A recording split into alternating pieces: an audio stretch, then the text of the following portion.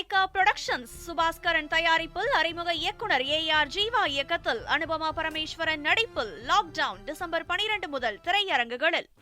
திருச்செந்தூர் அருகில் உள்ள உடன்குடி கடைவீதி சாலையில் கஞ்சா போதையில் இளைஞரை மர்ம நபர்கள் சரமாரியாக வெட்டிய சம்பவம் பெரும் அதிர்ச்சியையும் பரபரப்பையும் ஏற்படுத்தியுள்ளது.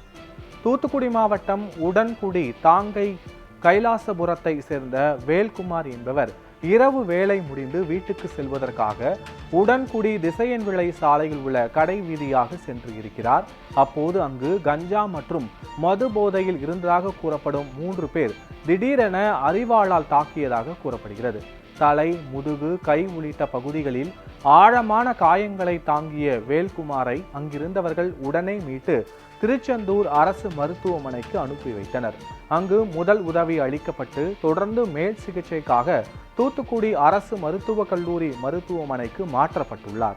தொடர்ந்து இது குறித்து தகவல் அறிந்த காவல்துறையினர் அரிவாளால் தாக்கிவிட்டு தப்பி சென்ற மர்ம நபர்களை குறித்து வழக்கு பதிவு செய்து விசாரணை மேற்கொண்டனர். மேலும் தாக்கிவிட்டு தப்பி சென்ற மர்ம நபர்களுக்கு போலீசார் வலைவீசி தேடி வருகின்றனர்.